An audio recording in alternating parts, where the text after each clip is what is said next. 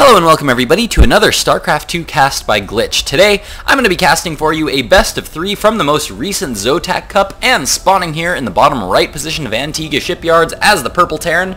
Playing from Team Millennium, we have Mného. His opponent today spawning in the bottom right position as the Red Protoss, we have Roll. As I said, this is going to be a best of 3 today that we are going to be checking out, and yeah, this is going to be game 1 of that best of 3. This was played in the ZOTAC Cup most recently. Both of these players are players, well, at least Mného anyway. I don't know anything about Roll, never seen him before, but Mného, of course, plays for Team Millennium, and he's been seen quite a bit on these online circuits. Plays a lot of the online tournaments like the ZOTAC Cup, the GO4 SC2 Cup, the Craft Cup. See him quite a bit on those, and every now and then you see him in other tournaments, European mostly. Both of these players are European. Mného, of course, being a Polish player. Roll, I have no idea where he is from. Couldn't find a whole lot of him on the internet, so I don't know anything about him. Gonna see if he can't take some wins off of Mného here today. Now, I've got to say, you guys, it has been so hard finding replays online. I had so much frustration this morning trying to find some replays to post today, just because lately there's been DreamHack, there's been MLG Providence. A lot of the players, a lot of really good players are still in Sweden from DreamHack, so it's been really hard to find any replays at all. If you do want to check out some of those DreamHack games, I've actually been going through them myself, because over Thanksgiving weekend I really didn't have any time to watch a whole lot of DreamHack, so I've been watching them a lot. I don't know where all the VODs are. I know you can check out Day 9s, which are all the ones that matter to me, at what is it, blip.tv/day9tv or blip.day9tv, I don't know, something like that. Go to day9.tv, and there you'll be able to find links to all the replays that Day 9 cast from the DreamHack tournament, and there were some really ridiculously epic games there. So many good players were playing in that tournament, so for sure go check it out.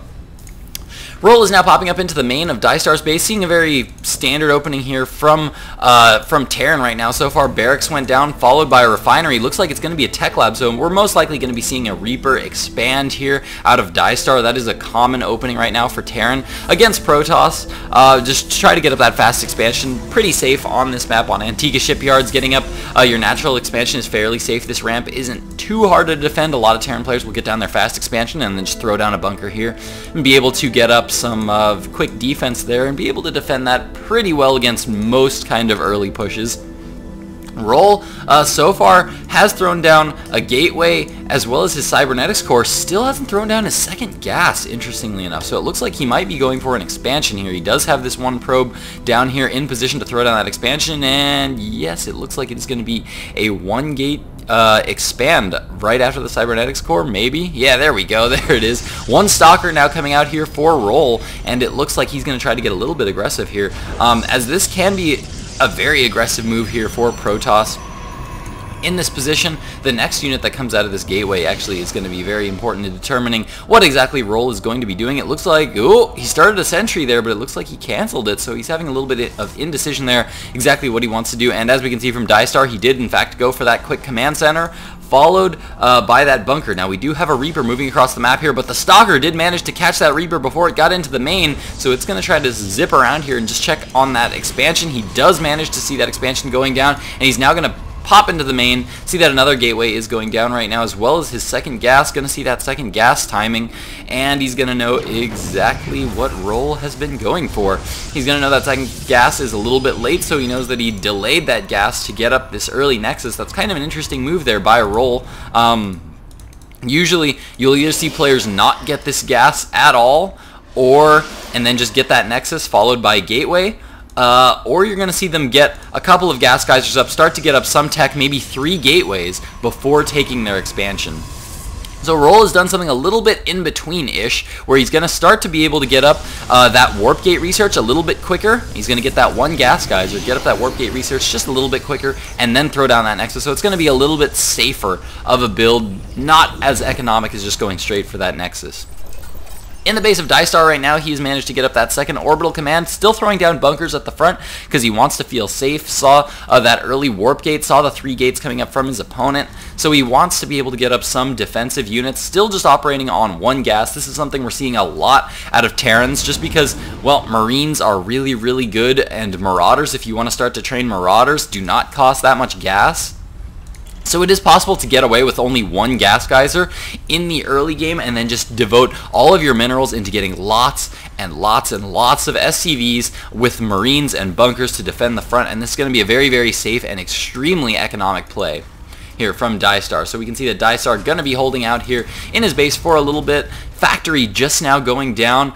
Tech Lab going down actually on 2 barracks right now. It looks like he is researching that stim research, and we do see Marauders now being trained here by DieStar as well. So going to be interesting to see what he's going to be going for. It looks like Reactor now coming up on this other barrack, so it looks like it's going to be some kind of a bio mix. Wouldn't be surprised to see this factory not used at all. Wouldn't be surprised to see him plop down a Reactor on that factory and then immediately go for a starport. Now in the base of Roll, we do have a Warp Prism now coming out here. This is, of course, what a lot of Protosses are calling the future of PvX, really. Whatever you want to go for, Warp Prism seems to be the way to do it, just because Protoss armies really, really benefit from staying clumped together. Protoss armies are just like the ultimate death ball. They are so strong when they're clumped up in a big group. They tend to really not do so well when you start splitting them up into small groups. So Warp Prisms is what allows you to do some damage while still keeping your army intact and near your opponent's base. We do have a drop now coming into the natural expansion, or the main expansion rather, of DieStar, but he does have some units already in place. Looks like he's going to be able to deal with that harass, and ooh, stim going down, and he's not going to be able to quite get that Warp Prism. Those Warp Prisms, of course, have a lot of shields ever since the patch and are very, very, very beefy. Now we do have a robotics bay down in the base of Roll. Extended Thermal Lance down as well. Forge coming down now, researching that +1 ground weapons. A little bit late of a Forge there, but of course he did sacrifice a little bit of that Forge tech in order to get this robotics facility up, because he is now chrono boosting out that Colossus, and not too many gateway units at the front, but notice he's got a lot of sentries there, so that he's able to force field the ramp if he has to. DieStar's not going to be able to break force fields anytime soon. He's not going to have any Thors.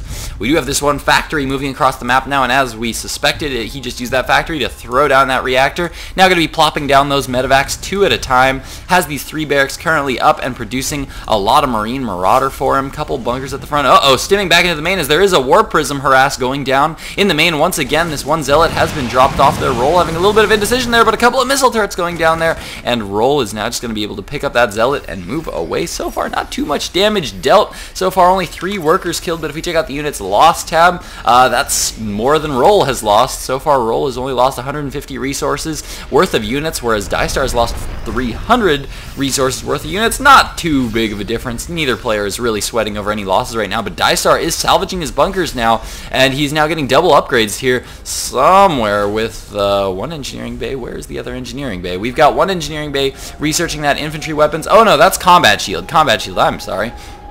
We do have combat shield here coming up for DieStar, so it looks like it is only going to be 1 upgrade there, and ooh, looks like DieStar poking around. He's trying to find that Warp Prism, trying to see where it did go, and did he actually manage to pick that off? No, he did not. The Warp Prism is back here, and so he didn't manage to lose that at all, and looks like that Warp Prism is going to be getting into position again to try to deal some damage here, but some missile turrets have gone down around the periphery of DieStar's base, so he's going to know about this Warp Prism. In the meantime, DieStar is going to try to get a little bit aggressive. He's moving out into the front now that he's got some units down. He's going to drop that Zealot down, then he's just going to move back, but there are still a couple of units here, and with those Marauders there, looks like these... Ooh, man, looks like that Zealot was able to get 2 workers there. Not the best control there from DieStar. Could have pulled those workers back while those Marauders slowed, but now the Vikings are out on the field and able to take down that Warp Prism. All the bio forces of DieStar now moving into the front. He does have an observer following this pack of units, so he knows it's coming, but 3 Colossus are now out on the field here for Roll.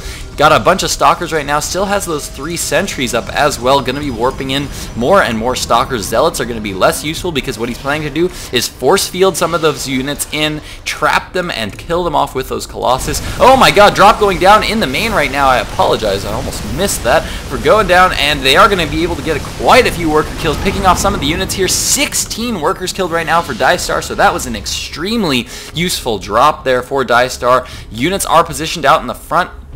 to ensure that his opponent doesn't push out at all. Looks like there was a little bit of a pause there, and now it looks like DieStar is going to be taking his third as he is being aggressive right now. Really like that move there from DieStar. Of course, using those drops to make his opponent pull back his army and force his opponent to be a little bit more defensive as he takes his third, so his opponent doesn't have the chance to put any pressure back on his opponent. In the meantime, a second factory is going down, interestingly enough.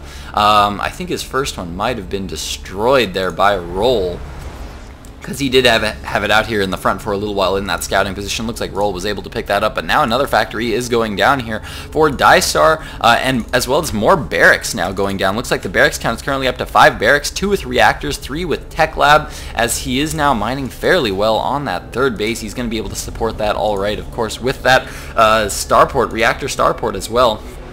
I think he'll be able to support those just fine on 3 base. Now, Roll does have this observer out. He does see that that third expansion is going down, and he's going to start to feel the pressure to either attack very shortly, or he's going to have to take an expansion here of his own very soon. Another Warp Prism is going to be moving around the base, and holy cow, is that a fast Warp Prism. He does have the gravitic drive upgrade on that Warp Prism, meaning that that is going to be an extremely fast Warp Prism. I love that play from Protoss players. That is an upgrade Protoss players just neglect so much, but look at how fast it makes this Warp Prism. It makes them so ridiculously mobile, can move around and do all kinds of really, really strong harassment there with that gravitic drive from the Warp Prism. But oh my god, look at that Marine placement by DieStar, catching that Warp Prism, moving around the back. He's going to know that there's going to be a drop trying to go down there. And look at the Viking count right now from DieStar. He scouted those Colossi from his opponent, so he knows those Colossi are going to be very, very good against his opponent. And once he starts to get up high into the Viking count, once he starts to get up around 12 or 13 Vikings, he can start to get to the point where he can really one-shot